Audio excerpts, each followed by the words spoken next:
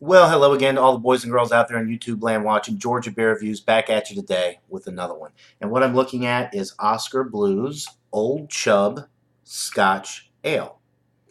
Um, I don't think I've ever had this beer. I may have had it once, but it would have been years ago. And actually, I think it was the Nitro version. I don't think I've ever had this version. Um, was very pleased with the Founders Dirty Bastard Scotch Ale. So I wanted to try some other Scotch ales to see how they stacked up. And I've been very pleased with Oskar Blues Brews over the years. They make an excellent pale ale. The Death by Coconut is amazing, probably the best porter that I've ever had. So let's see how this beer stacks up to some of the other Scotch ales and some of the other Oskar Blues beers that I've had. Well, it looks amazing right off the bat. It's got a nice finger and a half, beige, creamy looking head. Very dark brown appearance when you hold it up to the light. You kind of get some ruby hues going on there. Um, let's see.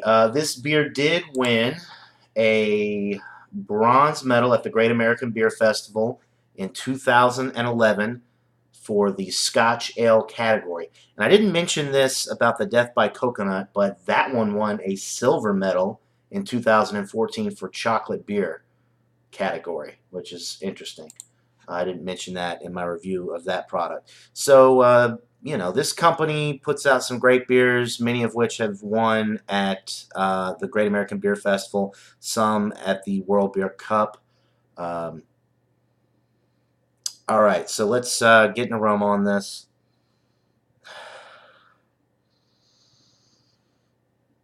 This one doesn't have as much aroma as the Dirty Bastard Scotch Ale had. It is malt forward, though.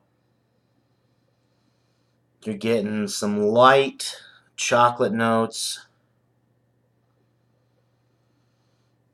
some toasted bread,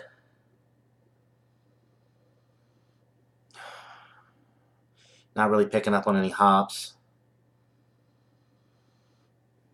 What I am smelling is definitely malt forward, but there's really not too much going on with the aroma, so let's see what it tastes like. Cheers, guys.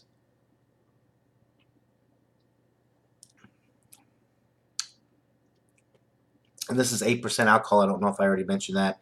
Definitely not picking up on any alcohol in the aroma or in the initial taste.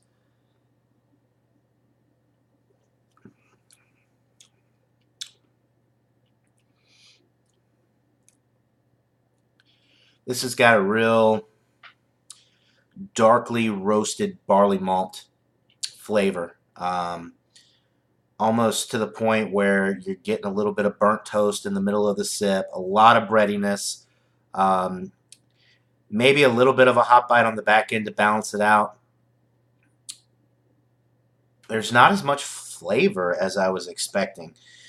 The alcohol is well masked, though, for this beer not having as much flavor as I thought it would have. A lot of times when you don't have a lot of different flavors for your higher alcohol beers, you're going to pick up on the alcohol, but you're not with this. Um, it's not as sweet as I might like it to be. It's more, I mean, it is malty, malt forward, but the toast notes, the super darkly roasted barley malt, that's what I'm getting, but it's not really like a caramel sweet or a chocolate sweetness or anything like that like I got with the Dirty Bastard Scotch Ale. And I'm not picking up on any like, wood presence or anything like that, any peat smoke or anything along those lines that I was also picking up with the Founders. And I'm kind of comparing this to the Founders just because I had that one recently and it was pretty much a world-class beer.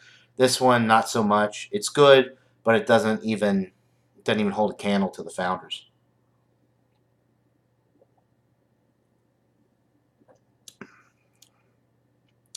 It is relatively light-bodied for 8%. There is a nice little sweetness to it, but just not as much as I might like. The main thing you're getting is the dark roasted barley malt and almost like a burnt toast thing. Drops off nicely on the back end. It is pretty refreshing. The finish is dry.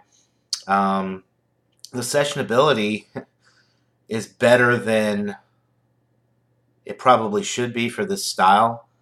There's just not enough going on with this beer for me personally, which is why it's a little bit more sessionable. There's nothing bad about this beer. It is very enjoyable. The flavors that are there are great. The alcohol, like I said already, is masked perfectly, but it just doesn't